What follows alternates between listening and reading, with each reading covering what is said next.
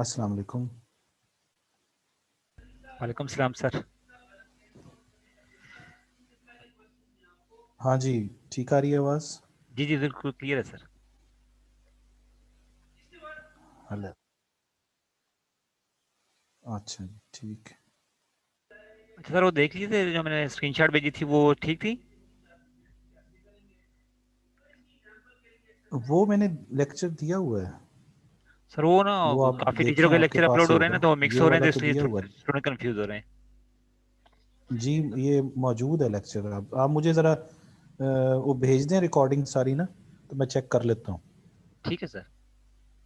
ठीक है sir. Hello. जी ठीक।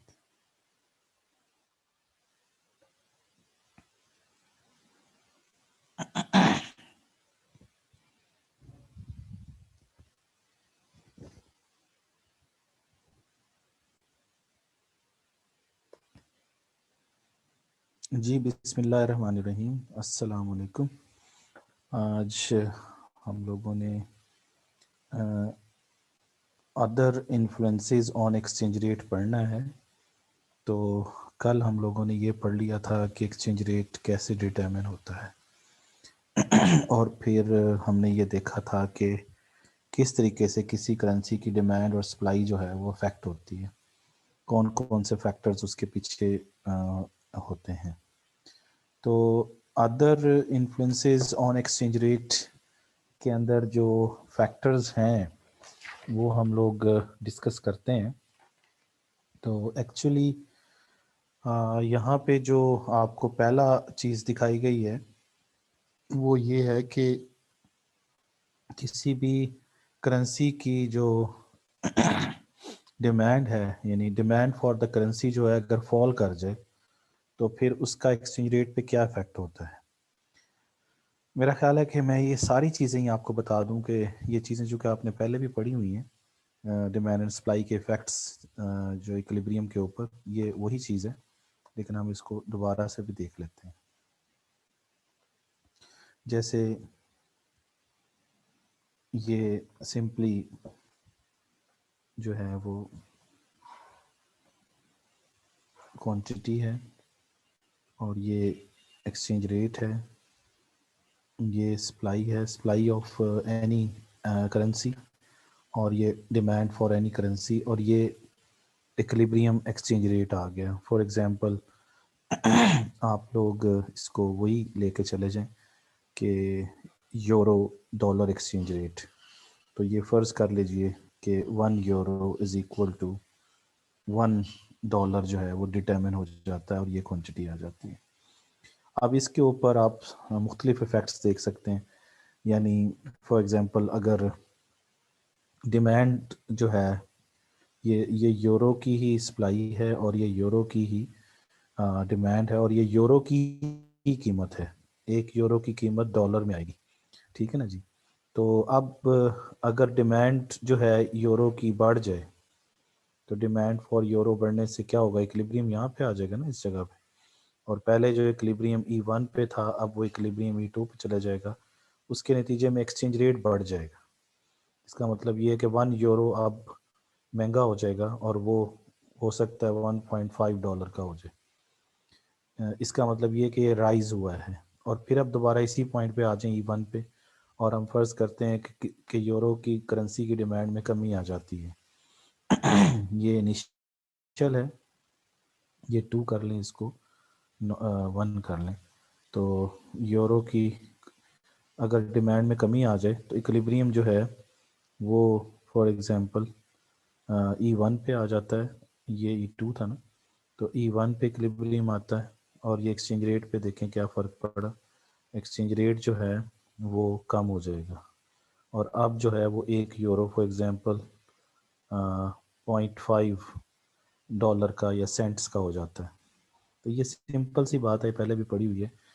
ये मैंने बताया कि अगर करेंसी की सप्लाई सेम रहे और करेंसी की डिमांड में इजाफा हो जाए तो उसका इफ़ेक्ट क्या होगा। तो नॉर्मल सी बात है कि जिस चीज़ की भी डिमांड में इजाफा होता है उस चीज़ की कीमत में इजाफा हो जाता है।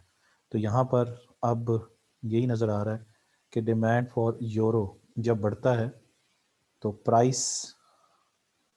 प्राइस ऑफ यूरो भी बढ़ जाती है। और प्राइस ऑफ यूरो क्या है? प्राइस ऑफ यूरो है डॉलर। तो डॉलर तो euro euro euro dollar exchange rate जो है उसमें इजाफा हो जाएगा। ये आपके सामने यानी ये 1 से जो है वो कहाँ पे चला गया? ये पहले 1 था, 1.5 पे चला गया। यानी अब आप जब आप E2 पर आते हैं, E1 से आप E2 पर चले जाते हैं, और अगर फिर E1 से आप E0 पे, ये E0 है, E0 से जब आप E1 पे आते हैं तो आपके सामने एक्सचेंज रेट क्या हो जाता है? कम हो जाता है। इसका मतलब जब डिमांड में कमी करते हैं तो एक्सचेंज रेट भी कम हो जाता है, और जब डिमांड में इजाफा करते हैं तो फिर एक्सचेंज रेट में भी इजाफा हो जाता है। तो डिमांड के बढ़ने से एक्सचेंज रेट क्या होती है? बढ़ जाती है। और डिमांड के कम होने से जाहिर सी बात है फिर वो पॉजिटिव रिलेशनशिप होल्ड करेगा। डिमांड फॉर यूरो अगर कम हो जाता है ये वाली बात है जो मैं अब डिस्कस कर रहा हूँ, ये वाली, कि इसमें डिमांड जो है वो डाउनवर्ड शिफ्ट कर रही है। तो जब डिमांड कम हो जाती है तो फिर प्राइस पे क्या फ़र्क पड़ेगा? प्राइस ऑफ यूरो भी कम हो जाएगी, और इसका मतलब ये है कि एक्सचेंज रेट जो है यूरो डॉलर एक्सचेंज रेट भी कम हो जाएगा। तो this shows the positive relationship between demand and the exchange rate. ठीक हो गया? आपकी किताब के अंदर सिर्फ एक ही करके दिखाया गया है, और वो क्या करके दिखाया गया है? सिर्फ डिमांड में कमी करके दिखाई गई है। मैंने डिमांड में कमी करके भी दिखा दी और डिमांड में इजाफा करके भी, यानी राइज भी करके दिखा दिया और फॉल भी करके दिखा दिया। ये डिमांड फॉर यूरो में इजाफा होने का मतलब है कि राइज हो गया है ना, क्योंकि डिमांड कर्व शिफ्ट कर रहा है, राइज इन डिमांड है ये। और ये जो चीज़ है नीचे, इसमें डिमांड कर्व क्या कर रहा है? शिफ्ट कर रहा है ये भी। तो इसको हम फॉल इन डिमांड कहेंगे, फॉल इन डिमांड। तो राइज एंड फॉल आपके सामने, और उसके नतीजे में कीमतों पे इफेक्ट यानी एक्सचेंज रेट पे इफेक्ट आपके सामने। तो इसके अंदर हमने सिंपली क्या किया है? इसके अंदर हमने राइज एंड फॉल किया है in the demand for euro. अब अगर हम दूसरा करें कि rise and fall in supply of euro करके देखें तो फिर क्या होता है? तो फिर दोबारा से हमें क्या करना पड़ेगा? पहले तो इक्विलिब्रियम करना पड़ेगा। तो इक्विलिब्रियम पहले कर लीजिए। ये क्वांटिटी, ये एक्सचेंज रेट, ये सप्लाई ऑफ यूरो, और ये डिमांड फॉर यूरो, ये डिमांड फॉर यूरो है, और ये बेसिक इक्विलिब्रियम यहाँ पे आपके सामने कि 1 euro is equal to for example $1, और ये क्वांटिटी आपके सामने आ गई। इसको कोई नाम दे दीजिए Q0। अब राइज करना है तो सप्लाई अगर बढ़ेगी तो सप्लाई के बढ़ने से सप्लाई कर्व राइज करने से राइटवर्ड शिफ्ट होगा, और ये S1, इसको S2 कह लीजिए, S2 यूरो आ जाएगा। और अब इक्विलिब्रियम कहाँ पे होगा? यहाँ पे।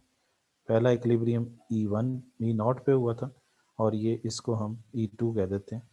तो सप्लाई के राइज करने के नतीजे में ये राइज हुआ है। आपके सामने एक्सचेंज रेट पे क्या फ़र्क पड़ा है? एक्सचेंज रेट नीचे की तरफ आ गया है, और ये क्वांटिटी बढ़ गई। ठीक है ना जी? तो इसका मतलब ये हुआ कि जब भी सप्लाई ऑफ यूरो बढ़ेगी तो क्या होगा? प्राइस ऑफ यूरो क्या हो जाएगी? कम हो जाएगी। ये तो सिंपल सी बात है। सप्लाई का प्राइस पे इफेक्ट नेगेटिव होता है, ये पहले भी बताया हुआ है। और फर्ज कर लें कि वो अब 0.5 पे आ जाता है, ठीक है ना, $0.5। तो इसका मतलब ये है कि एक्सचेंज रेट जो है, यूरो डॉलर एक्सचेंज रेट जो है वो गिर जाएगा, नेगेटिव रिलेशनशिप है। तो सप्लाई का बढ़ने का मतलब ये है कि राइज इन सप्लाई। ठीक है ना जी, राइज इन सप्लाई। इसी तरीके से अगर हम फिर दोबारा इस इनिशियल पॉइंट से दोबारा अगर ये शिफ्ट करें कि फॉल हो जाता है, ये मैंने फॉल करके दिखाया, ये फॉल है, दिस इज फॉल। तो अब पॉइंट आपके सामने, इसको हम E1 कह देते हैं। और अब एक्सचेंज रेट क्या हो जाएगा, अब एक्सचेंज रेट क्या होगा, $1 is equal to, for €1 is equal to $2। और ये आपके सामने सिचुएशन आ जाएगी। इसका मतलब ये है कि जब सप्लाई कर्व जो है वो यूरो का फॉल करेगा तो ये सिचुएशन होगी। तो सप्लाई जो है, supply of euro, supply of euro जो है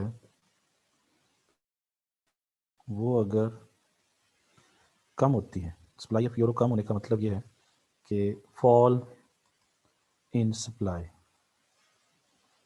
तो प्राइस पे क्या फ़र्क पड़ेगा, प्राइस ऑफ यूरो बढ़ जाएगी। और इसका मतलब ये है कि एक्सचेंज रेट जो है, जो यूरो डॉलर एक्सचेंज रेट है वो बढ़ जाएगा। तो ये नेगेटिव एसोसिएशन है, ठीक है ना जी। ये कि ये बढ़ेगा तो ये कम हो जाएगा, ये कम होगा तो ये बढ़ जाएगा। तो इनका आपस में जो रिलेशनशिप है वो क्या है, नेगेटिव है। और इधर जो रिलेशनशिप आया था वो क्या आया था, वो रिलेशनशिप पॉजिटिव था। ये वही रूल हैं जो सिंपली पहले हम लोगों ने डिमांड एंड सप्लाई में पढ़े हुए हैं, ठीक है ना। वो रूल नहीं चेंज हो सकते। तो आपकी किताब के अंदर, आपकी किताब के अंदर देखें तो आपको ये नज़र आएगा कि इसमें सिंपली इन्होंने क्या किया हुआ है, इन्होंने सिंपली डिमांड कर्व को शिफ्ट किया हुआ है। पहले जो इक्विलिब्रियम है वो यहाँ पे हो रहा है, और फिर जब डिमांड जो है वो फॉल करती है तो ये डिमांड कर्व शिफ्ट होकर यहाँ पे आ जाता है और एक्सचेंज रेट कम हो जाता है। यही चीज़ मैंने बताई। और इसमें अगर आप डिमांड को शिफ्ट कर दें, यानी डिमांड को बढ़ा दें, तो एक्सचेंज रेट ऊपर चला जाएगा। समझ गए। यही इसके अंदर हमने राइज किया है, ये फॉल किया है, ये फॉल है, ये राइज है। तो ये दोनों करके दिखा दिया, लेकिन इधर चूंकि लिखा फॉल हुआ है इसलिए फॉल करके दिखाया हुआ है उसने। तो मैंने सप्लाई में भी आपको चेंज करके दिखा दिया अभी। तो इसमें तो सिर्फ डिमांड के हवाले से लिखा हुआ है ना, मैंने सप्लाई के हवाले से भी बता दिया आपको। अच्छा, अब चूंकि हमने पढ़ना ये है कि ये तो था कि exchange rate demand and supply की वजह से अप एंड डाउन जा रहे हैं, यानी या ऊपर जाते हैं या नीचे जाते हैं ना। तो इसके पीछे फैक्टर्स कौन कौन से होते हैं, तो वो फैक्टर्स समझने की ज़रूरत है। तो वो फैक्टर्स बहुत सारे हो सकते हैं, लेकिन उनमें से जो 4 फैक्टर्स हैं वो बड़े इंपॉर्टेंट हैं, वो मैं आपसे डिस्कस करता हूँ। जो 4 फैक्टर्स इम्पॉर्टेंट हैं, जैसे यहाँ पे हम ये कहते हैं कि changes in the exchange rate, meaning that why exchange rate goes up and down। तो एक्सचेंज रेट के ऊपर और नीचे जाने की क्या वजूहात हैं, ये जो हमने पढ़ना है। यानी एक्सचेंज रेट में तब्दीली कैसे आती है, या एक्सचेंज रेट क्यों चेंज होता है, ये हमने डिस्कस करना है। तो इसमें जो एक्सचेंज रेट के अप एंड डाउन जाने की रीजंस हैं, उनमें एक रीज़न है ट्रेड। ट्रेड की वजह से एक्सचेंज रेट अफेक्ट होता है। फिर है इंटरेस्ट रेट, इंटरेस्ट रेट में चेंजेस की वजह से एक्सचेंज रेट चेंज होता है। और फिर प्राइसेस, प्राइस लेवल का, मुल्क में जो प्राइस का लेवल होता है उसकी वजह से होता है। और फिर जो है प्रॉफिट की वजह से होता है।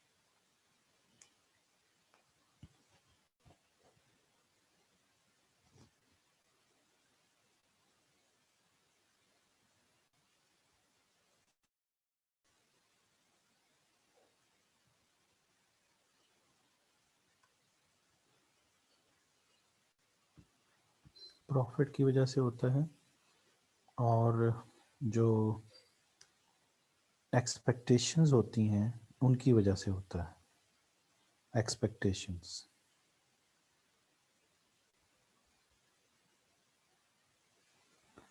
इसके अलावा भी बहुत सारे फैक्टर्स हो सकते हैं।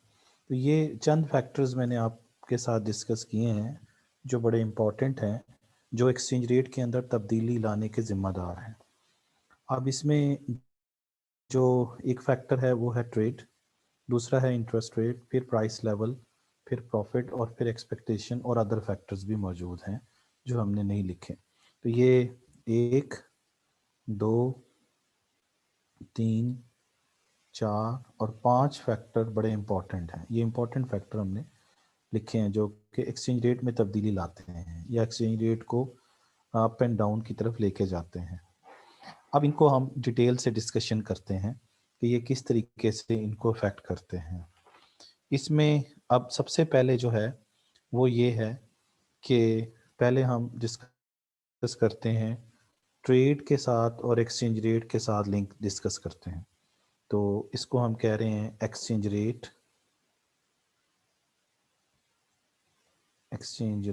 एंड ट्रेड बैलेंसेस, ये टॉपिक है जो हम पढ़ने लगे। Exchange rate and trade balances. अच्छा, अब ये टॉपिक अगर हम देखें तो इसमें पहली चीज़ ये है कि जो करेंसी की डिमांड है वो ज़ाहिर सी बात है सबसे पहले तो इसलिए होती है कि आपने ट्रेड करनी होती है। ठीक है ना जी, ट्रेड करनी होती है।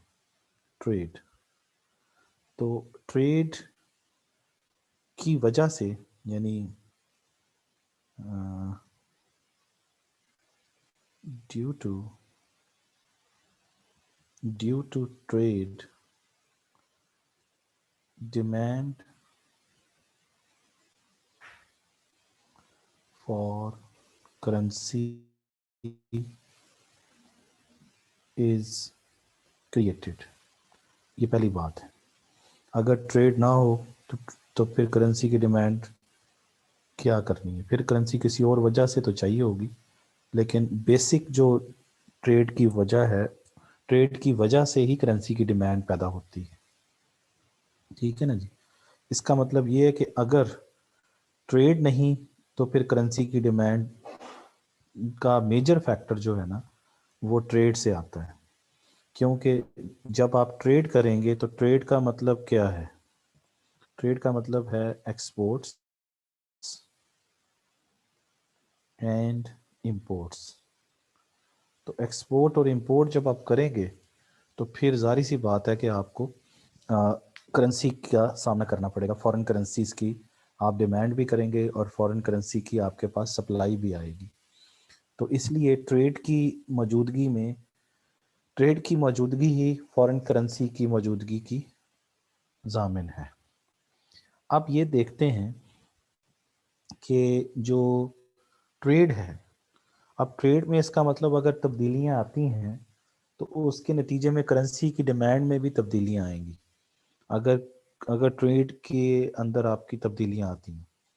अच्छा, अब यहाँ पे एक चीज़ और समझिए, वो ये कि ट्रेड बैलेंस क्या होता है। ट्रेड बैलेंस होता है कि आप एक्सपोर्ट्स में से इंपोर्ट को माइनस करते हैं। एक्सपोर्ट्स को हम एक्स कहते हैं और इंपोर्ट को हम एम कह देते हैं, इंपोर्ट। तो एक्सपोर्ट माइनस इंपोर्ट करते हैं तो आपके पास ट्रेड बैलेंस आ जाएगा, जो कि कुछ भी हो सकता है। जैसे अगर अगर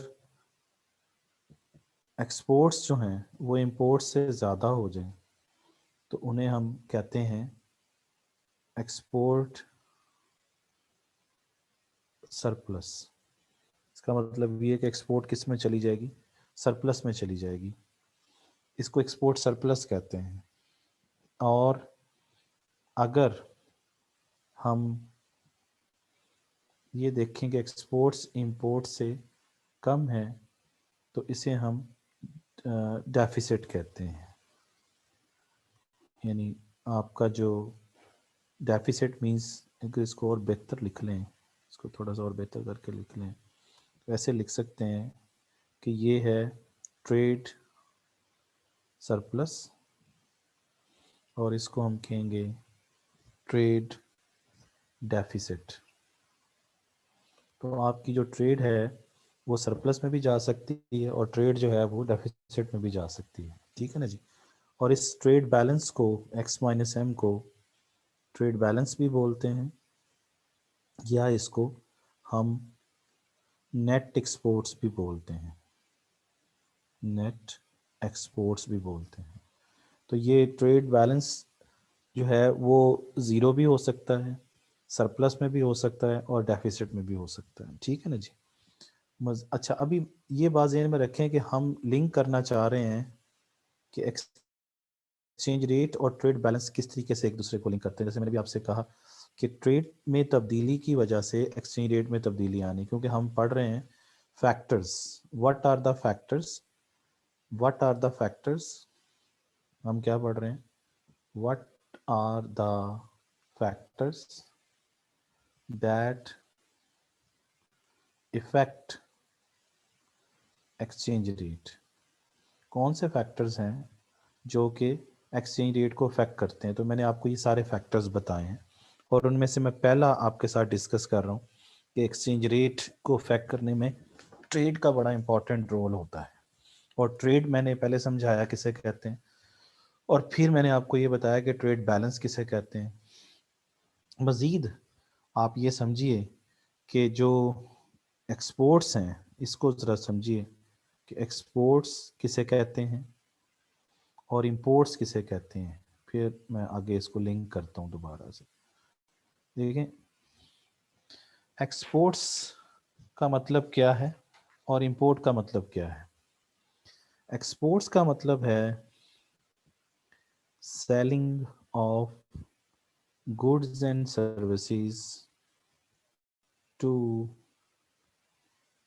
अब्रॉड, और इंपोर्ट का मतलब है buying of goods and services from abroad. Abroad कहते हैं बैरून ममालिक से। तो अगर आप बैरून ममालिक को अपनी चीज़ें बेच रहे हैं, गुड्स भी बेच रहे हैं और सर्विसेज भी बेच रहे हैं दुनिया को, बैरून ममालिक, अब्रॉड का मतलब बैरून ममालिक को सेल कर रहे हैं, तो इसको हम एक्सपोर्ट कहते हैं।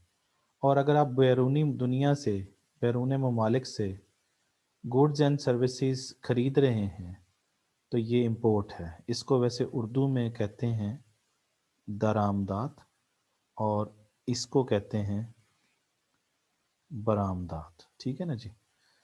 तो ये बात समझ आ गई। जब आप अपनी गुड्स एंड सर्विसेज को बेचेंगे दुनिया को, तो उसके नतीजे में आपके मुल्क के अंदर क्या आएगा, receipts, वसूलियाँ।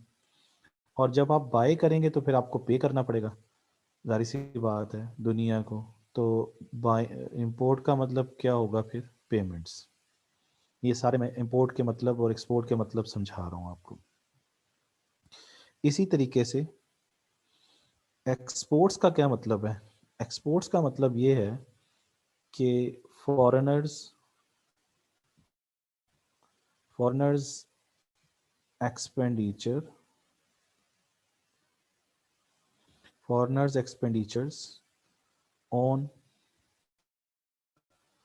Our goods and services, ठीक है। फॉरेनर्स के अखराजात हमारी गुड्स एंड सर्विसेज के ऊपर। और इंपोर्ट का क्या मतलब होगा, इंपोर्ट का मतलब होगा our expenditure, our expenditures on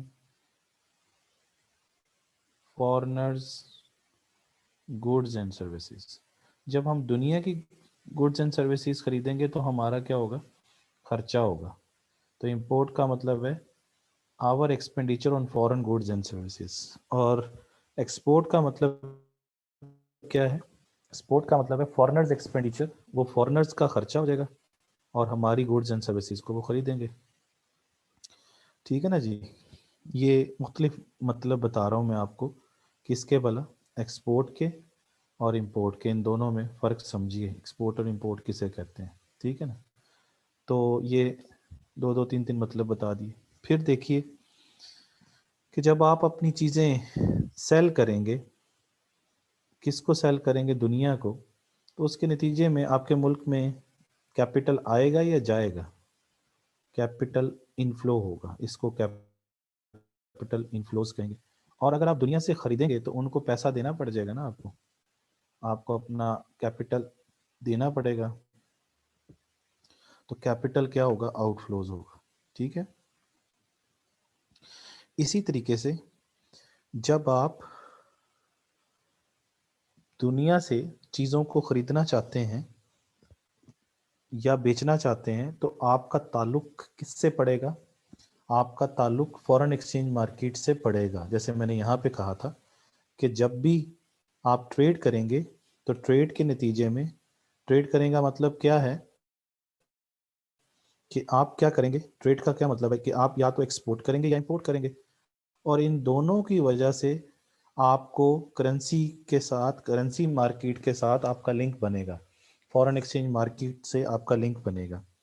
तो यही बात मैं यहाँ पे कर रहा हूँ कि जब हम गुड्स एंड सर्विसेज को बेचते हैं, सेल करते हैं, तो अब मैंने फर्ज करें पाकिस्तानी, हम पाकिस्तानी हैं, हमने बेचनी है अपनी चीज़ें, यानी एक्सपोर्ट करनी है, तो फॉरेनर्स क्या करेंगे, उसको खरीदेंगे। तो उसके लिए जारी सी बात है कि वो उन्हें हमें उनको क्या करना पड़ेगा, वो हमारी करेंसी की डिमांड करेंगे।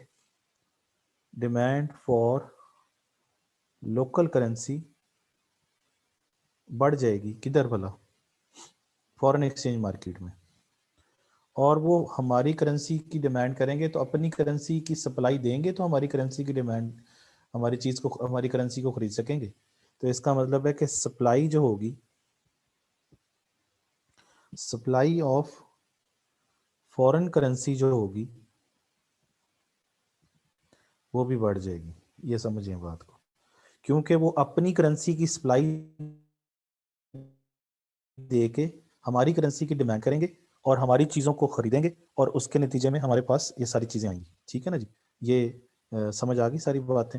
अच्छा, और इधर ज़रा देखें, इस तरफ क्या होगा, जब जब हम बाय करेंगे दुनिया से चीज़ें तो हमें क्या करना पड़ेगा, हमें, हम डिमांड करेंगे किसकी, डिमांड फॉर फॉरेन करेंसी करेंगे। और इसका मतलब ये है कि हमें फॉरेन करेंसी की डिमांड करनी है तो हमें अपनी करेंसी दे के ही उस फॉरेन करेंसी की को खरीदना है ना, तो हम अपनी करेंसी की सप्लाई देंगे, तो सप्लाई ऑफ लोकल करेंसी क्या हो जाएगी, बढ़ जाएगी। ये बात समझें, क्योंकि एक करेंसी की कीमत दूसरी करेंसी है, तो हमने रुपया दे के डॉलर लेना है, या डॉलर के बदले में रुपया मिलेगा, या रुपये के बदले में डॉलर मिलेगा, यही कहानी है। तो एक्सपोर्ट और इंपोर्ट की कहानी समझ आ गई आपको। ये मैंने आपको कोई 6 पॉइंट्स एक्सपोर्ट्स के समझाएं, ये सारा मतलब एक्सपोर्ट है, और ये 6 के 6 पॉइंट इंपोर्ट को डिस्कस करते हैं। ठीक हो गया जी। और इन दोनों को जमा करें तो मैंने अभी आपको बताया था कि ट्रेड जो है वो इन दोनों का क्या है, सम है, यानी एक्सपोर्ट प्लस इंपोर्ट को क्या कहते हैं, ट्रेड कहते हैं। तो जब भी ट्रेड करेंगे तो फिर आपको, यानी ट्रेड करने का मतलब ये कि एक्सपोर्ट और इंपोर्ट करेंगे तो फिर क्या होगा, करेंसी की डिमांड जो है वो क्रिएट होगी, किसी भी करेंसी की डिमांड और सप्लाई भी जनरेट होगी। तो ये सारी चीज़ें हैं।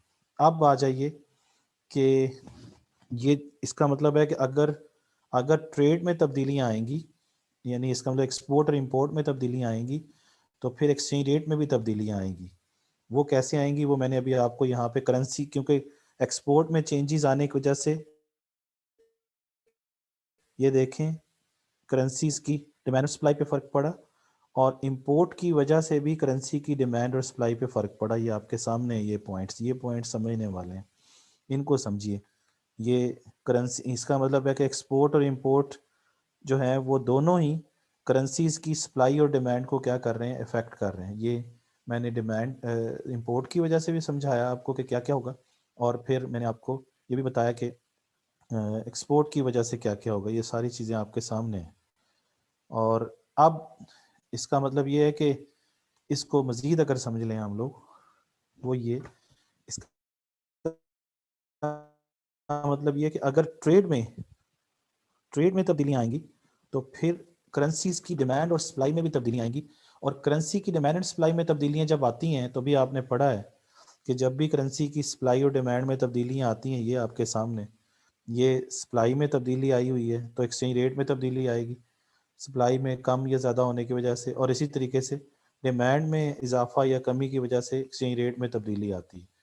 तो इसका मतलब ये है कि एक्सपोर्ट और इंपोर्ट में तब्दीली आती है, एक्सपोर्ट और इंपोर्ट में तब्दीली आने का मतलब ट्रेड में तब्दीली आती है, ट्रेड में तब्दीली आने की वजह से क्या होता है, ट्रेड में तब्दीली आने की वजह से करेंसीज की डिमांड और सप्लाई में तब्दीली आती है, और करेंसी की डिमांड सप्लाई में तब्दीली आने की वजह से करेंसी की कीमतों में तब्दीली आती है, यानी एक्सचेंज रेट तब्दील हो जाता है। यही हमारा टॉपिक है, एक्सचेंज रेट कैसे चेंज होता है। और ये मैंने बताया अभी आपको कि एक्सचेंज रेट में तब्दीली आने की वजह क्या है, पहला फैक्टर क्या है, वो है ट्रेड। तो ये क्लियर हो गया हमें। लेकिन सवाल ये है कि ट्रेड में तब्दीली कैसे आएगी, यानी कब एक्सपोर्ट और इंपोर्ट में चेंजेस आएंगी। तो ट्रेड की जो फैक्टर्स है ना, यानी ट्रेड किस पे डिपेंड करती है, ट्रेड डिपेंड्स ऑन, यानी trade is a function of, trade function है किसका, कंपेटिटिवनेस का है,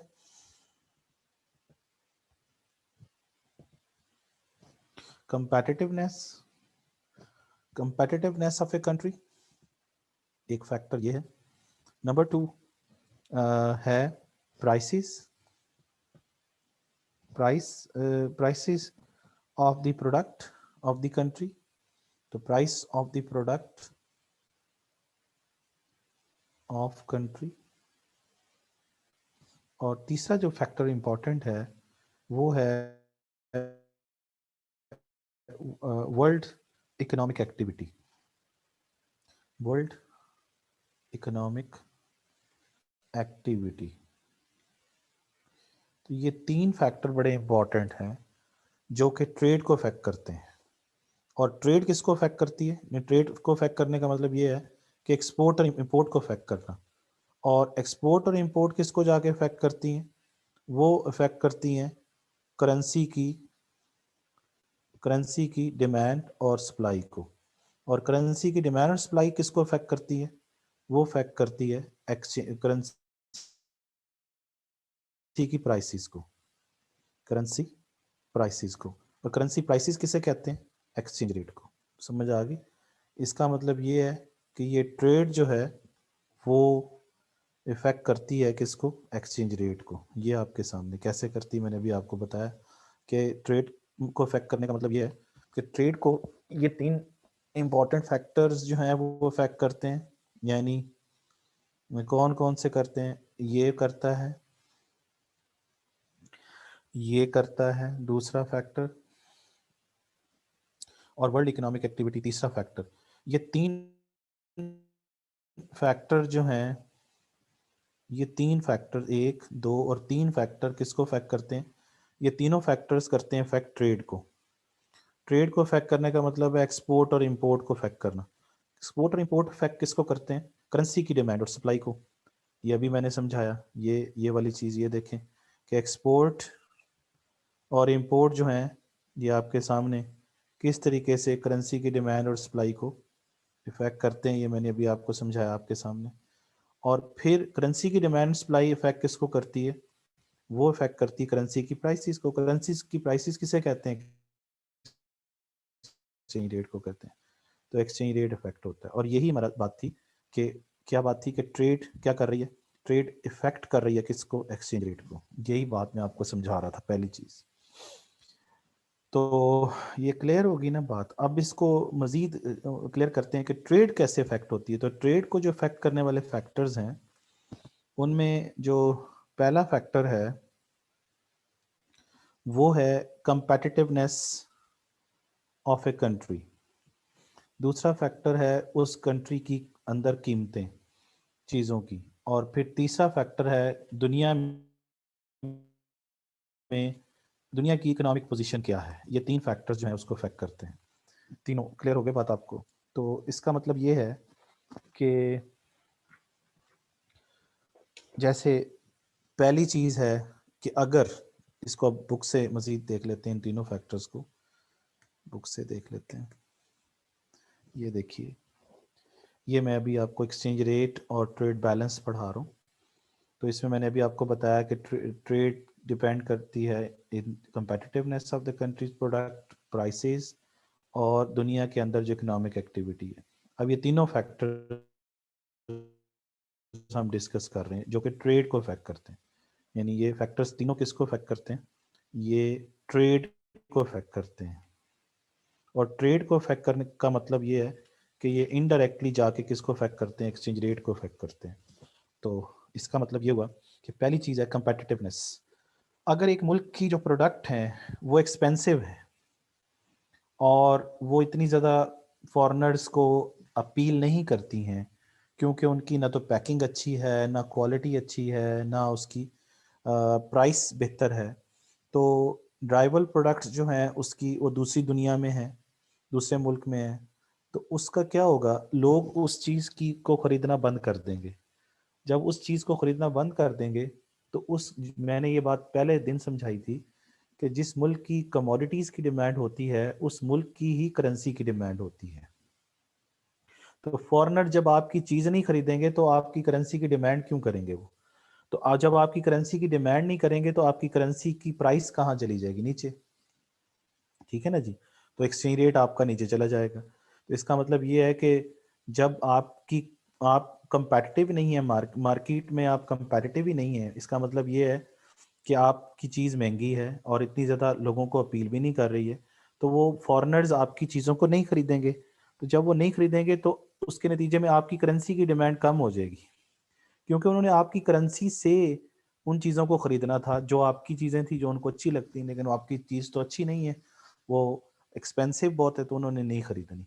तो ये अफेक्ट हो गया ना कि आपकी करेंसी की डिमांड अफेक्ट हुई, क्योंकि उन्होंने इंपोर्ट नहीं किया आपकी चीज़ को। उनकी इंपोर्ट आपकी एक्सपोर्ट है। तो आप की इंपोर्ट जब कम हो जाएगी, जब आप इंपोर्ट वो आपकी चीज़ों को इंपोर्ट नहीं करेंगे तो आपकी करेंसी की डिमांड भी नहीं करेंगे और आपकी करेंसी की प्राइस नीचे जाएगी, यानी आपका एक्सचेंज रेट जो है वो नीचे चला जाएगा, आपकी करेंसी का एक्सचेंज रेट नीचे चला जाएगा। ये पहला बात है। दूसरी चीज़ ये है कि जैसे इसने कहा कि suppose a countries currency is demanded. Currency क्यों डिमांड की जा रही है? क्योंकि क्या करना है? टू बाय अ की एक्सपोर्ट। आपने एक चीज़ को एक्सपोर्ट करना है, उसको खरीदना है, कुछ भी हो सकता है। अगर फर्ज करें कि आपकी जो चीज़ की कीमत गिर जाती है, ये एक और फैक्टर बड़ा इंटरेस्टिंग, तो आपकी करेंसी की डिमांड फिर भी गिर जाएगी। क्यों? उसकी वजह ये है कि अगर एक्सपोर्ट की कीमत कम हो जाती है, यानी जो चीज़ आप बना रहे हैं, जो चीज़ आप बेच रहे हैं वो सस्ती है, तो जाहिर सी बात है कि उसकी कीमत कम है। जब उसकी कीमत कम है तो वो आप कम कीमत पे दुनिया आपसे वो चीज़ खरीद सकती है, तो आपकी करेंसी की डिमांड भी तो कम ही करेगी ना। समझ रहे हैं ना?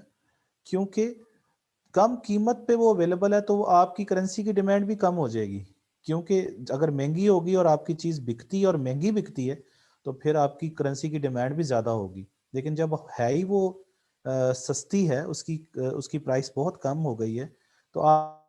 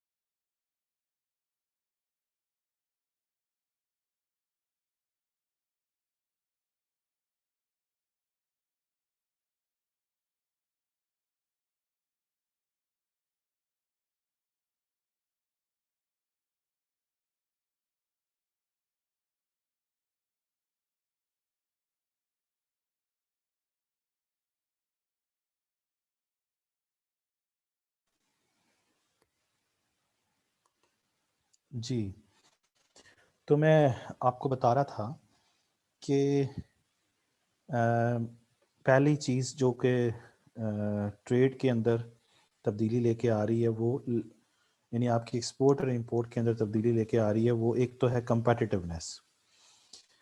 दूसरा मैं उसमें ये बताया कंपेटिटिवनेस में, तो मैंने ये बताया कि अगर एक्सपेंसिव होगी आपकी प्रोडक्ट और लेस अपीलिंग होगी तो लोग उसको नहीं खरीदेंगे। जब नहीं खरीदेंगे तो आपकी करेंसी की डिमांड भी नहीं होगी। तो जब आपकी करेंसी की डिमांड कम होगी तो आपके एक्सचेंज रेट क्या हो जाएगा, नीचे की तरफ जाएगा, क्योंकि जितनी डिमांड कम होगी उतनी ही उसकी प्राइस भी क्या होती चली जाएगी, कम होती चली जाएगी। दूसरा फैक्टर मैं बता रहा था कि जो आपकी की एक्सपोर्ट है, जो आप बहुत ज़्यादा बेचते हैं दुनिया को, उसकी कीमत अगर बहुत ज़्यादा कम हो जाए फॉर एग्जांपल, और तो फिर भी जाहिर सी बात है कि जब बहुत ज़्यादा कम हो जाएगी तो लोग आपकी चीज़ को खरीदेंगे तो सही, लेकिन फिर भी करेंसी की डिमांड कम होगी आपकी। क्यों? क्योंकि सस्ती है ना, जितनी चीज़ चाहिए आपको उतनी वो कम करेंसी में ही अवेलेबल हो जाएगी, इसलिए आपकी करेंसी की डिमांड में भी कमी आ जाएगी। तो उससे भी एक्सचेंज रेट कहाँ जाएगा, एक्सचेंज रेट नीचे की तरफ जाएगा। ये दूसरा फैक्टर है।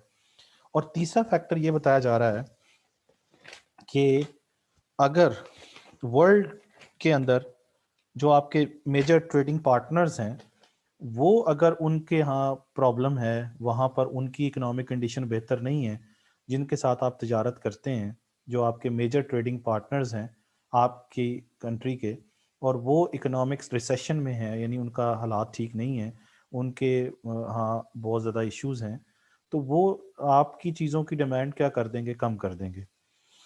तो इसका मतलब ये है कि जिसके नतीजे में आपकी करेंसी की डिमांड भी कम हो जाएगी और एक्सचेंज रेट कहाँ चला जाएगा, नीचे की तरफ चला जाएगा।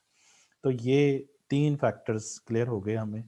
एक कंपेटिटिवनेस, दूसरा प्राइस लेवल, और तीसरा जो है मैंने अभी आपको बताया कि वर्ल्ड इकोनॉमिक पोजीशन, जिनके साथ आप लोग ट्रेड कर रहे हैं उनकी इकोनॉमिक पोजीशन कैसी है।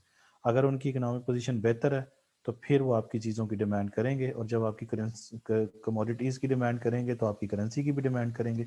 जब आपकी करेंसी की डिमांड करेंगे तो आपकी करेंसी की कीमत ऊपर जाएगी, मतलब एक्सचेंज रेट ऊपर जाएगा। दूसरी चीज़ जो है वो यहाँ पे ये बताई गई है कि अगर ट्रेड डेफिसिट होता है, तो ट्रेड डेफिसिट मैंने अभी आपको बताया, ट्रेड डेफिसिट का मतलब क्या है कि आपकी इंपोर्ट की जो वैल्यू है वो ज़्यादा है, यानी वैल्यू ऑफ इंपोर्ट वो ज़्यादा है किससे, वैल्यू ऑफ एक्सपोर्ट से। तो import is greater than export, यानी इंपोर्ट जो है वो एक्सपोर्ट से क्या है, ज़्यादा हो, तो उस चीज़ को हम ट्रेड डेफिसिट कहेंगे। तो अब इसका मतलब ये है कि इसके नतीजे में भी क्या होगा, इंपोर्ट ज़्यादा होने के नतीजे में क्या होगा, कि इसका मतलब ये मैं अभी आपको इधर समझा भी चुका हूँ लेकिन दोबारा भी बता देता हूँ। ये देखिए यहाँ पर समझाया कि इंपोर्ट ज़्यादा होने का मतलब क्या है। इंपोर्ट ज़्यादा होगा तो डिमांड फॉर फॉरेन करेंसी बढ़ेगी और सप्लाई ऑफ लोकल करेंसी बढ़ेगी, जिसके नतीजे में क्या होगा, इसके नतीजे में जब आपकी सप्लाई ज़्यादा होगी आपकी करेंसी की तो आपकी एक्सचेंज रेट नीचे चला जाएगा, और डिमांड फॉर फॉरेन करेंसी बढ़ने का मतलब भी यही है कि आपकी करेंसी का जो एक्सचेंज रेट है वो नीचे जाएगा और उनका एक्सचेंज रेट ऊपर जाएगा। तो इनडायरेक्टली मतलब ये है कि एक्सचेंज रेट नीचे की तरफ जाएगा। तो इसका मतलब ये है कि जब भी ट्रेड डेफिसिट होता है, ट्रेड डेफिसिट की सूरत में, ट्रेड डेफिसिट का मतलब ये है कि वैल्यू ऑफ इंपोर्ट जो है is greater than value of exports. तो वैल्यू ऑफ इंपोर्ट का मतलब वैल्यू कैसे निकालते हैं, ये मैंने पहले भी समझाया हुआ है कि वैल्यू का मतलब होता है प्राइस इनटू क्वांटिटी, ये वैल्यू का फार्मूला है।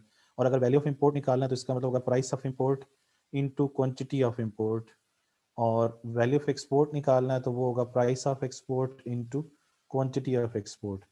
तो अगर ये वैल्यू ऑफ एक्सपोर्ट्स जो है वो थोड़ी आती है, मतलब ज़्यादा आती है, सॉरी, वो फ़र्ज़ कर लें $100 की आपने चीज़ें मंगवाई हैं बाहर से और $80 की आपने बेची हैं, तो इसका मतलब ये हुआ कि $20 का जो है वो डेफिसिट है, यानी ₹80 आपने अर्न किए हैं और ₹100 आपने पेमेंट करनी है। यानी रिसीट्स आपकी कितनी है, ये रिसीट्स है ना, ये रिसीट्स हैं, ये अर्निंग्स हैं और ये पेमेंट्स हैं, क्योंकि मैंने बताया था कि इंपोर्ट का मतलब पेमेंट्स होता है। तो $20 का डेफिसिट है। अब जब ये ट्रेड डेफिसिट होगा तो ट्रेड डेफिसिट की वजह से क्या होगा, आप ये चीज़ अपने सामने ले आए, क्या होगा कि आपको इसका मतलब ये है कि ज़्यादा देना पड़ेगा फॉरेन करेंसी, तो डिमांड फॉर फॉरेन करेंसी क्या होगी, बढ़ जाएगी। इसके नतीजे में ट्रेड डेफिसिट के नतीजे में क्या होगा, डिमांड करेंगे ना आप, क्योंकि आपने पेमेंट करनी है, डिमांड फॉर फॉरेन करेंसी बढ़ेगी। दूसरा, डिमांड फॉर फॉरेन करेंसी बढ़ने का मतलब कि आप अपने सेंट्रल बैंक में जाएंगे और उन्हें कहेंगे कि हमने पेमेंट करनी है, तो आप उसके लिए क्या देंगे, डॉलर खरीदना पड़ेगा ना आपको, क्योंकि आपने पेमेंट करनी है। तो आप अपनी करेंसी की सप्लाई बढ़ाएंगे, अपनी करेंसी की सप्लाई देंगे, सप्लाई ऑफ लोकल करेंसी बढ़ेगी, जिसके दोनों के नतीजे में एक्सचेंज रेट आपकी करेंसी का क्या हो जाएगा, नीचे चला जाएगा। सप्लाई के बढ़ने की वजह से एक्सचेंज रेट कहाँ जाएगा, नीचे की तरफ चला जाएगा। तो ये ट्रेड डेफिसिट का रिजल्ट होगा कि एक्सचेंज रेट नीचे नीचे की तरफ जाएगा। तो यही बात यहाँ पे आपको समझाई जा रही है कि ट्रेड डेफिसिट के नतीजे में क्या होता है। तो इसका मतलब ये है कि आपके जो फॉरेन वैल्यू ऑफ करेंसी जो है, इसका मतलब ये है कि ये सारा सिचुएशन आपको समझ आ गई। अच्छा, अब आगे चलें। ये मैंने पहला फैक्टर जो है वो समझाया आपको, कौन सा वाला, ट्रेड वाला। अब दूसरा फैक्टर समझते हैं इंटरेस्ट रेट के साथ। ये मैंने पहला समझाया था ना आपको, ये exchange rate and the trade balances. अब दूसरा समझते हैं। दूसरा दूसरा फैक्टर क्या है, दूसरा फैक्टर है जनाब, दूसरा फैक्टर है exchange rate, exchange rate and interest rate. ये दूसरा फैक्टर है जी, इसको समझते हैं, exchange rate and interest rate, इसका आपस में क्या लिंक है। ठीक है, लेकिन यहाँ से हमें एक बात समझ में आई पिछले टॉपिक के अंदर, कि अगर यहाँ पे हमने कहा था ना कि एक्सपोर्ट ट्रेड का एक्सचेंज रेट पे क्या इफेक्ट होता है। ट्रेड मैंने भी बताया कि ट्रेड दो तरह से होती है, एक एक्सपोर्ट और एक क्या होती है, इंपोर्ट।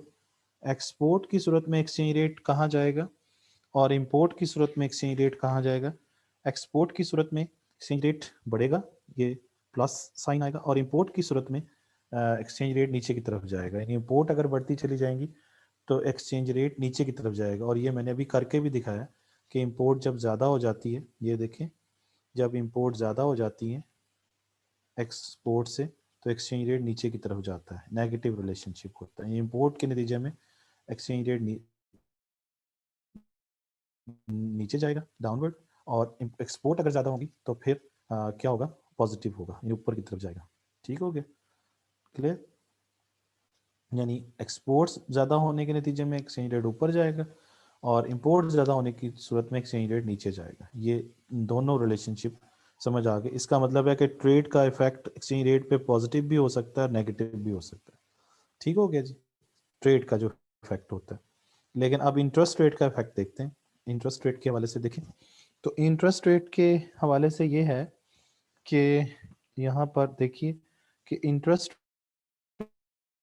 रेट, यानी अब इसका मतलब ये है कि exchange rate is a function of interest rate. ठीक है ना जी।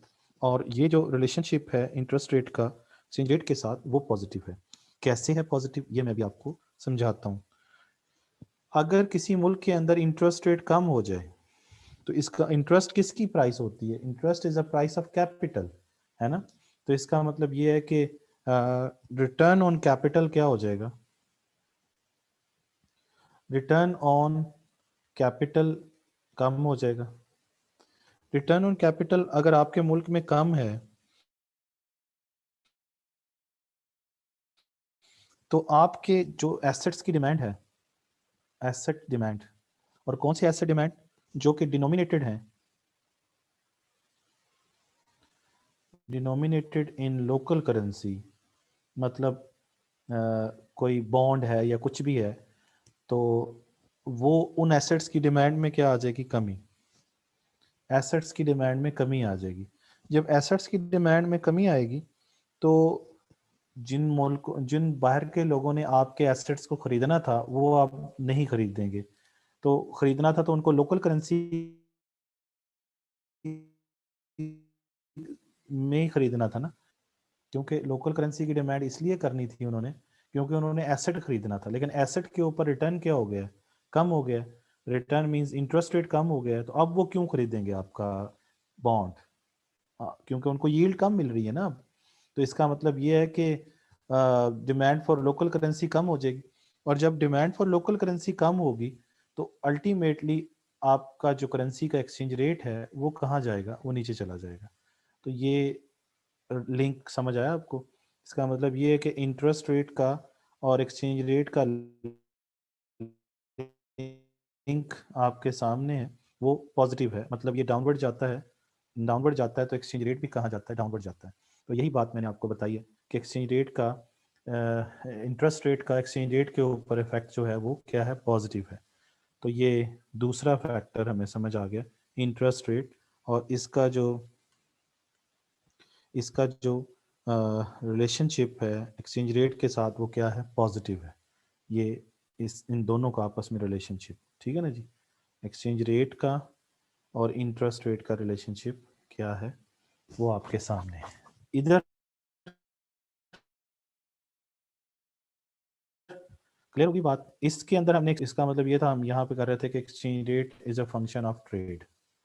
मैंने इस जर्नल को अलग अलग करके बता रहा हूँ, और इसमें फिर exchange rate is a function of दो कर लें, यानी एक्सपोर्ट्स, और फिर exchange rate is a function of imports, क्योंकि ट्रेड का मतलब एक्सपोर्ट और इंपोर्ट। तो एक्सपोर्ट के साथ पॉजिटिव रिलेशनशिप है एक्सचेंज रेट का, और इंपोर्ट के साथ नेगेटिव रिलेशनशिप है। ये दो मैंने अब आपको समझा दिए, एक ट्रेड के साथ और एक इंटरेस्ट रेट के साथ। ये मेरे ख्याल आपको समझ आ गए होंगे। और इसके बाद नेक्स्ट अगर हम चलें तो नेक्स्ट है हमारे पास क्या, प्राइस लेवल। तो प्राइस लेवल के साथ जो रिलेशनशिप है वो क्या है? प्राइस के साथ एक्सचेंज रेट का जो रिलेशनशिप है वो नेगेटिव है, नेगेटिव। लेकिन वो नेगेटिव कैसे है वो मैं अभी आपको समझाता हूँ, ठीक है जी। तीसरा फैक्टर, तीसरा फैक्टर क्या है, एक्सचेंज रेट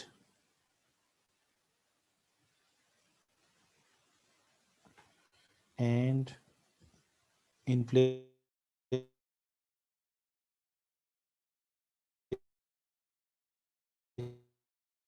रेट, तीसरा फैक्टर। और इसको अब हम समझ लेते हैं, ये फैक्टर जो हम समझने जा रहे हैं।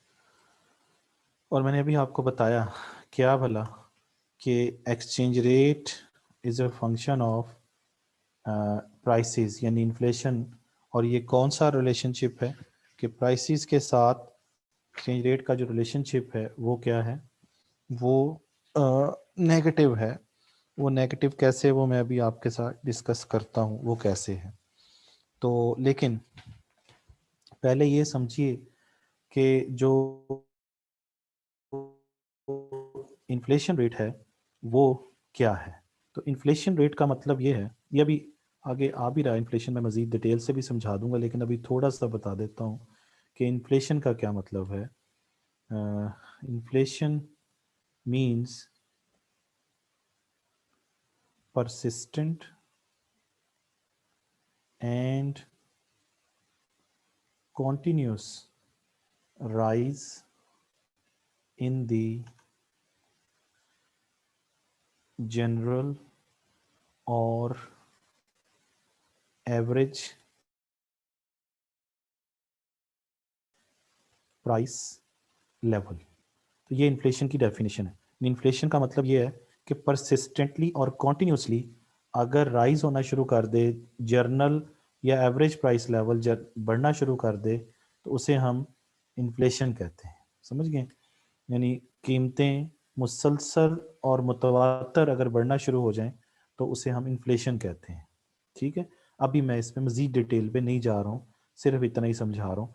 ये जब चैप्टर, अगला चैप्टर आएगा तो उसमें डिटेल से आएगा, फिर हम डिटेल में डिस्कशन करेंगे। कि इन्फ्लेशन क्या होता है, लेकिन अभी फिलहाल इतना ही काफ़ी है कि अगर प्राइसेस कंटिन्यूसली और परसिस्टेंटली बढ़ना शुरू हो जाए, एवरेज प्राइस लेवल या जनरल प्राइस लेवल, तो उसे इन्फ्लेशन कहते हैं। अब इसका हमने लिंक देखना है कि प्राइस कैसे एक्सचेंज रेट को नेगेटिवली अफेक्ट करती है। तो उसके लिए आप ये समझिए कि अगर प्राइसेस में इजाफा हो जाए, पहला चीज़ कि अगर प्राइसेस में इजाफा हो जाए, तो प्राइसेस में इजाफा होने से आपकी चीज़ों की आपकी चीज़ें महंगी हो गई हैं, आपके मुल्क में चीज़ें महंगी हो गई हैं। तो जब आपके मुल्क में चीज़ें महंगी हो जाएंगी, तो आपके लोग आपकी अपनी चीज़ें कम खरीदेंगे और बाहर से चीज़ें ज़्यादा मंगवाएंगे। तो इसके नतीजे में क्या होगा कि डिमांड जो है इंपोर्टेड गुड्स की, वो बढ़ जाएगी। डिमांड फॉर इंपोर्ट्स क्या होगी, बढ़ जाएगी। जब डिमांड फॉर इंपोर्ट बढ़ेगी, तो जाहिर सी बात है आप चाइना की चीज़ें मंगवाएंगे या इंडिया की चीज़ें मंगवाएंगे या ईरान की चीज़ें मंगवाएंगे या यूएसए की चीज़ें मंगवाएंगे या किसी मुल्क से तो मंगवाएंगे ना, जहां सस्ती लग रही है आपको।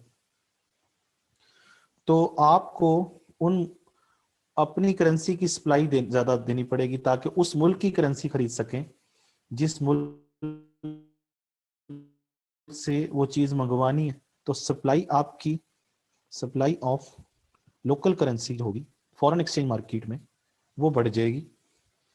क्यों? कि सप्लाई दे के क्या देनी लेना है, डिमांड करनी है, demand for foreign currency, demand for foreign currency बढ़ जाएगी, क्योंकि फॉरेन करेंसी से ही तो आपने बाहर की चीज़ें खरीदनी है, डिमांड फॉर इंपोर्ट करनी है, बाहर की चीज़ें खरीदनी है। तो अपनी करेंसी देंगे तो उनकी करेंसी लेंगे ना, क्योंकि करेंसी से ही करेंसी खरीदी जानी है। तो जब आपकी करेंसी की सप्लाई बढ़ जाएगी, तो आपकी करेंसी का एक्सचेंज रेट कहाँ जाएगा? सप्लाई के बढ़ने से प्राइस कहाँ जाती है? नीचे जाती है। तो ऑटोमेटिकली एक्सचेंज रेट कहाँ जाना है? नीचे की तरफ जाना है। और दूसरा भी फैक्टर यही बता रहा है कि जब फॉरेन करेंसी की डिमांड बढ़ेगी, तो फॉरेन करेंसी का एक्सचेंज रेट तो बढ़ जाएगा, लेकिन आपकी करेंसी का एक्सचेंज रेट, इसका मतलब है, गिर जाएगा। क्योंकि एक करेंसी का एक्सचेंज रेट बढ़ना इनवर्सली क्या है कि दूसरी करेंसी का एक्सचेंज रेट गिर गया। तो यहाँ से समझ आ गया कि प्राइसेस के बढ़ने की वजह से एक्सचेंज रेट पे क्या फर्क पड़ा, वो आपके सामने है। एक्सचेंज रेट जो है वो ये आपके सामने है। इसका मतलब ये है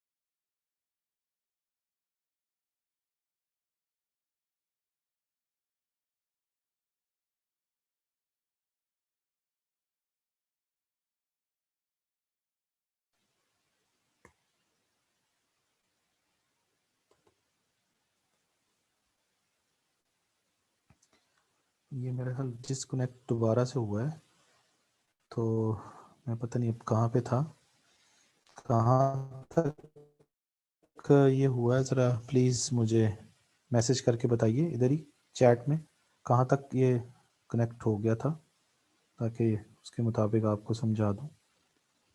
आप में से कोई ये लिख दें, अली असगर, नाइला या शाजेब वगैरह, कोई इनमें से लिख के बताएं मुझे कहाँ तक मैंने ये आपको समझ आ गया, यहाँ तक कनेक्ट रहा है, फिर डिसकनेक्ट हुआ था ना, ज़रा मुझे पता चल जाए, वहीं से फिर दोबारा बता दूँ।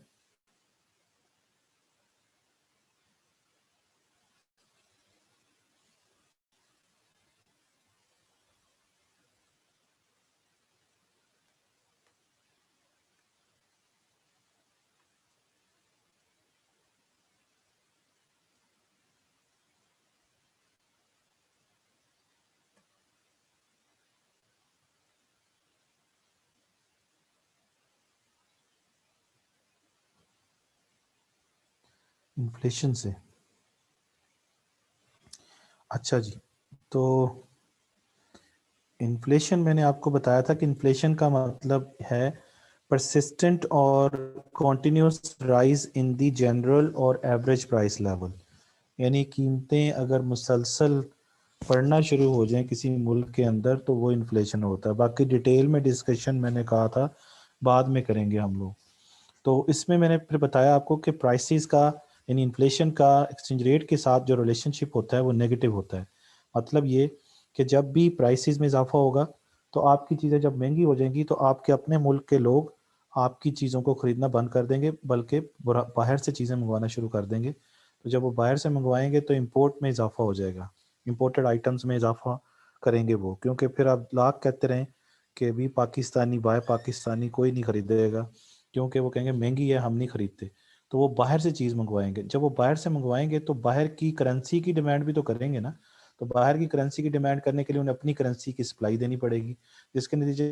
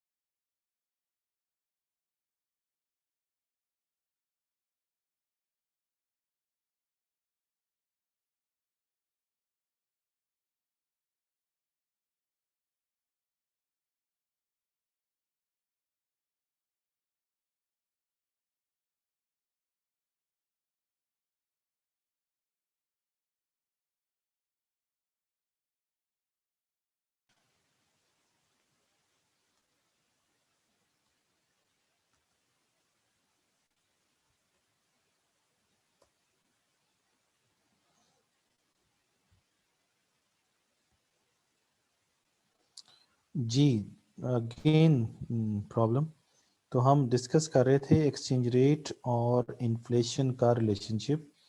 तो एक्सचेंज रेट, प्राइसेस का एक्सचेंज रेट पे जो इफ़ेक्ट है वो नेगेटिव है। मैं आपको बता रहा था कि इन्फ्लेशन जो है वो कीमतों का मुसलसल और मुतवातर बढ़ना है, और मज़ीद डिस्कशन जब इन्फ्लेशन का चैप्टर आएगा तो उसमें मज़ीद कर लेंगे। लेकिन प्राइस का एक्सचेंज रेट के साथ नेगेटिव रिलेशनशिप कैसे है वो मैंने आपको दो चैनल्स के ज़रिए समझाया है। इसमें पहला चैनल ये है कि अगर कीमतों में इजाफा होता है, आपकी चीज़ें महंगी हो जाती हैं, आपके मुल्क में महंगी हो जाएंगी, तो आपके अपने मुल्क के लोग आपकी चीज़ों को ख़रीदना बंद कर देंगे और इम्पोर्टेड आइटम्स को ज़्यादा ख़रीदेंगे और इम्पोर्ट की डिमांड में इजाफा हो जाएगा। जब आप बाहर से चीज़ें मंगवाएंगे तो उनकी करेंसी की भी फिर आपको क्या करनी पड़ेगी, डिमांड करनी पड़ेगी, जिसके नतीजे में फॉरेन करेंसी की डिमांड में भी इजाफा होगा। और फॉरेन करेंसी की डिमांड कैसे होगी, जब आप अपनी करेंसी की सप्लाई ज़्यादा देंगे और उसके नतीजे में आप फॉरेन करेंसी खरीदेंगे। तो जब आपकी करेंसी की सप्लाई फॉरेन एक्सचेंज मार्केट में बढ़ेगी तो आपकी करेंसी का एक्सचेंज रेट गिर जाएगा। ये पहली चीज़ आ गई। दूसरी चीज़ ये है कि जब कीमतों में इजाफा होता है तो प्रॉफिट में इजाफा होता है, ज़ाहिर सी बात है, सेलर्स के।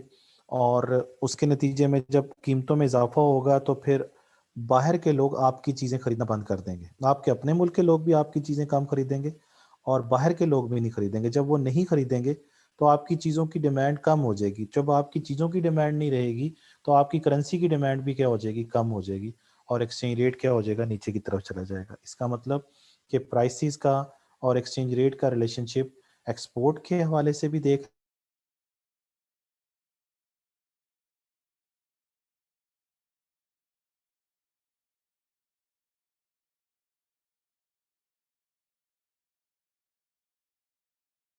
नीचे जाएगा, और प्राइसेस अगर कम होंगी तो एक्सचेंज रेट ऊपर जाएगा। ये डिटेल उसकी मैंने आपको भी समझाई है। ठीक हो गया। उसके बाद मैं आपसे डिस्कशन ये कर रहा था, उसके बाद ये डिस्कशन कर रहा था कि ये जो एक्सचेंज रेट के हमने 3 फैक्टर्स चार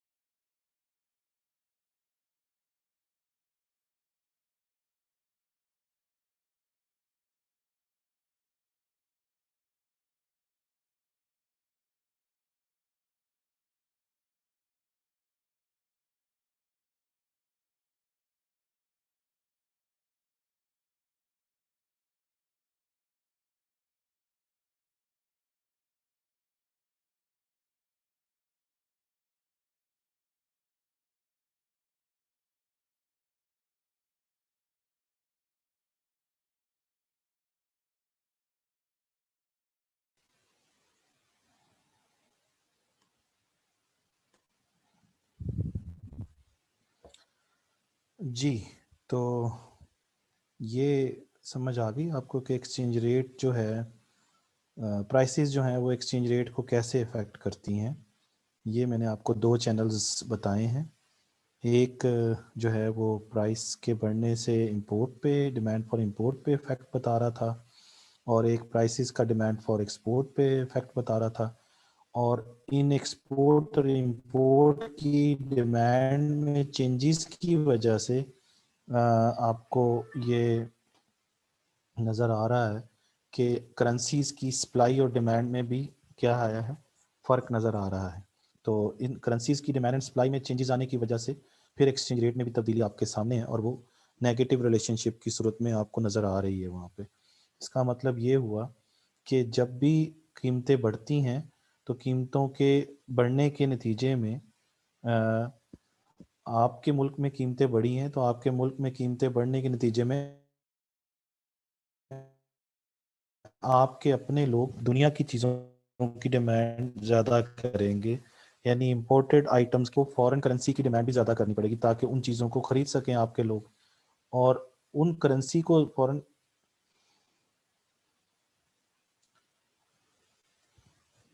फॉरेन करेंसी को खरीदने के लिए फिर आपको अपनी करेंसी की सप्लाई देनी पड़ेगी। अपनी करेंसी की सप्लाई दे जब ज़्यादा फॉरेन एक्सचेंज मार्केट में जाएगी तो आपकी करेंसी की कीमत गिर जाएगी, जो कि आपको यहाँ नज़र आ रही है, जो कि नेगेटिव रिलेशनशिप की सूरत में नज़र आएगी आपको। यानी जब भी आपके मुल्क में कीमतें ज़्यादा होंगी, आपकी करेंसी का एक्सचेंज रेट गिर जाएगा।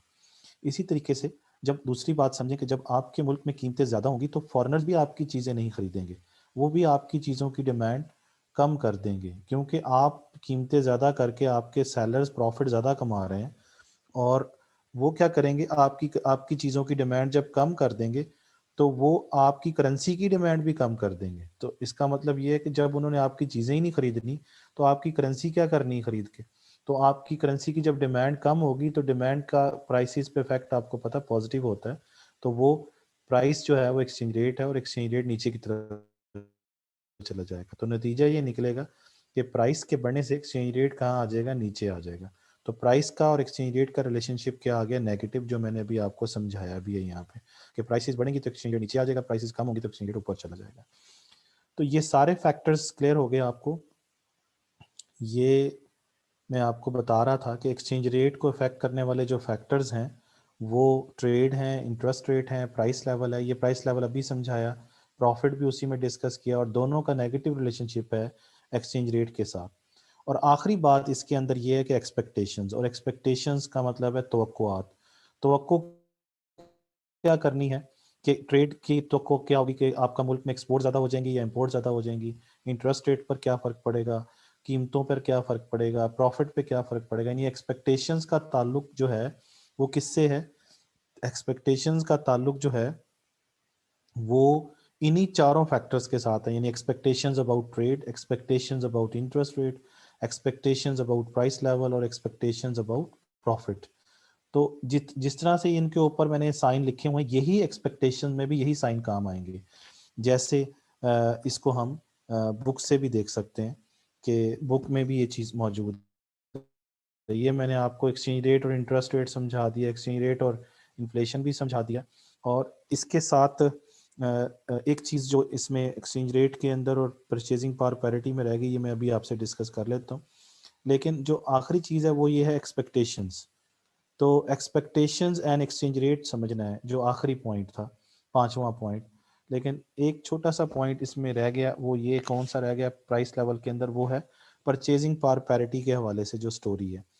तो परचेजिंग पावर पैरिटी के हवाले से मैं आपको ये समझा दूं क्या है। ये देखिए कि ये प्राइसेस में भी बता रहा हूँ कि परचेजिंग पावर पैरिटी अलग से एक थ्योरी है जो एक्सचेंज रेट की डिटरमिन करने की थ्योरी है। इसे हम कहते हैं परचेजिंग पावर पैरिटी थ्योरी। तो पीपीपी कहते हैं इसको, purchasing power parity theory. Parity कहते हैं एक जैसा होना, इक्वालिटी। पैरिटी का क्या मतलब है, इक्वालिटी, परचेजिंग पावर का एक जैसे होना। और ये किस चीज़ की थ्योरी है, ये एक्सचेंज रेट डिटर्मिनेशन की थ्योरी है कि एक्सचेंज रेट डिटर्मिन कैसे किया जाता है। ये मैं आपको थोड़ी सी बता देता हूँ। इसको इस तरह से समझ लीजिए कि अगर 1 किलोग्राम एप्पल्स जो हैं वो पाकिस्तान में आते हैं 200 रुपए के, और 1 किलोग्राम उसी तरह के जो एप्पल्स हैं वो यूएसए में आते हैं $1 के। तो इसका मतलब ये हुआ कि 200 रुपये की जो परचेजिंग पावर है वो 1 किलो सेब है, सेब में अगर शो की जा रही है तो, और $1 की भी परचेजिंग पावर 1 किलो सेब है। तो इसका मतलब दोनों की जो परचेजिंग पावर है वो सेम होगी ना। सेम का मतलब कि पैरिटी में आ गई ना आप। ये पैरिटी मैंने जो भी बताया था, पैरिटी का मतलब है एक जैसा होना, इक्वालिटी। तो देखें, इस 200 रुपये की परचेजिंग पावर भी सेम है और इस $1 की भी परचेजिंग पावर सेम है, यानी वो क्या है, 1 किलो सेब। अगर ये सेम है तो इस बेस पर हम कह सकते हैं कि फिर $1 जो है वो किसके बराबर है, 200 रुपये के बराबर है, क्योंकि दोनों की परचेजिंग पावर सेम है और वो है 1 किलो सेब। इस तरीके से क्या हो जाता है, एक्सचेंज रेट तय होता है। इसे हम एक्सचेंज रेट तय करने की एक थ्योरी है, ये परचेजिंग पावर पैरिटी थ्योरी। इसका मतलब ये है कि अगर इन प्राइसेस में तब्दीली आएगी तो फिर एक्सचेंज रेट ऑटोमेटिकली चेंज होता जाएगा, मीनिंग दैट कि चेंजेस इन प्राइसेस अगर आती हैं तो फिर चेंजेस इन एक्सचेंज रेट भी आएगा। ये परचेजिंग पावर पैरिटी बता रही। तो ये एक छोटा सा टॉपिक था जिसके अंदर डिस्कस किया था, वो भी मैंने आपको समझा दिया। लेकिन इसमें जो पॉइंट है अब समझने वाला, वो आखिरी पॉइंट है, और वो है एक्सपेक्टेशंस। ये वाला पॉइंट अब मैं डिस्कस कर रहा हूँ, expectations about trade, expectations about interest rate, expectations about price level, expectation about profit. तो इसको हम समझ लेते हैं बुक से। ये देखिए, ये परचेजिंग पावर पैरिटी मैंने भी आपको थोड़ा समझा दी। अच्छा, अब एक्सपेक्टेशन के हवाले से मैं बात कर रहा हूँ। तो एक्सपेक्टेशन के हवाले से ये बात समझिए कि इन सारे फैक्टर्स के बारे में जो एक्सपेक्टेशन है बिल्कुल वही है जो हमने तय की है, कि अगर एक्सचेंज रेट ऊपर की तरफ जाता है, एक्सचेंज रेट बढ़ता है, तो उसकी क्या वजूहत है। वही वजूहत हैं जो आप पहले पीछे 4-5 पढ़ आए हैं। पहला कि इंटरेस्ट रेट अगर बढ़ता है, तो मैंने अभी समझाया था ना कि आपको कि इंटरेस्ट रेट के साथ एक्सचेंज रेट का रिलेशनशिप क्या होता है, यानी exchange rate is a function of interest rate, और वो पॉजिटिव होता है। तो जितना ये राइज करेगा तो एक्सचेंज रेट भी राइज करेगा, क्योंकि ये एग्जाम्पल दे रहा है कि एक्सचेंज रेट अगर बढ़ जाए तो उसकी ये फैक्टर्स हो सकते हैं। तो पॉजिटिव रिलेशनशिप है, यानी राइज इंटरेस्ट रेट की वजह से एक्सचेंज रेट भी राइज करेगा। एक्सचेंज रेट भी क्या करेगा, राइज, क्योंकि यहाँ पर हमने किसकी बात कर रहे हैं, एक्सचेंज रेट के बढ़ने की बात कर रहे हैं। तो एक्सचेंज रेट, ये देखें, एक्सचेंज रेट क्या कर रहा है, बढ़ रहा है। तो ये बढ़ने की वजह से ये सारी चीज़ें नज़र आ रही हैं। फिर दूसरी चीज़ है कि इन्फ्लेशन के साथ मैंने आपको बताया था नेगेटिव रिलेशनशिप है, यानी exchange rate is a function of P, और ये नेगेटिव है, तो ये वही बता रहा है कि फॉल करेगा तो ये राइज करेगा। ठीक है ना जी। फिर है ट्रेड। तो फॉरेन ट्रेड में मैंने दो बातें की थी कि एक्सपोर्ट के साथ पॉजिटिव रिलेशनशिप है और इंपोर्ट के साथ नेगेटिव रिलेशनशिप है। किसका, एक्सचेंज रेट के साथ। समझ गए ना, एक्सचेंज रेट के एक्सपोर्ट के साथ पॉजिटिव, और इंपोर्ट के साथ क्या आएगा, नेगेटिव।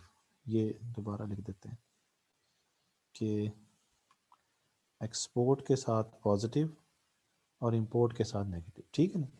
उसके बाद ये है कि ये वही चीज़ है, एक्सपोर्ट बढ़ेगी, एक्सपोर्ट राइज करेगी तो फिर वो बढ़ेगा।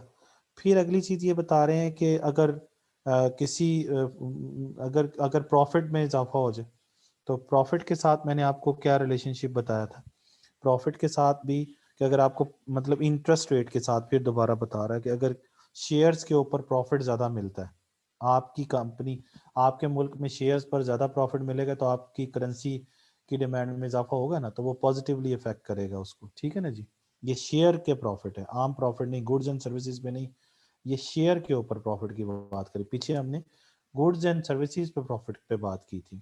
और अगली बात, आखिरी बात ये है कि अगर अगर सेंट्रल बैंक ये कह रहा हो कि हमने बढ़ा देना है, तो उसके नतीजे में फिर ज़्यादा बढ़ जाएगा। तो एक्सचेंज रेट के बढ़ने के ये सारे फैक्टर्स दोबारा बताए हुए हैं। तो आज यहीं तक कर लेते हैं बाकी इंशाल्लाह ताला कल तीसरा क्वेश्चन और कल इस चैप्टर को मुकम्मल कर लेंगे इंशाल्लाह ताला। यहाँ तक इसको मुकम्मल कर लेते हैं। तो कोई क्वेश्चन है तो आप लोग बता दीजिए अगर कोई क्वेश्चन करना चाहते हैं, अदरवाइज हम लेक्चर इसका वाइंड अप करते हैं। If you have any question you can ask.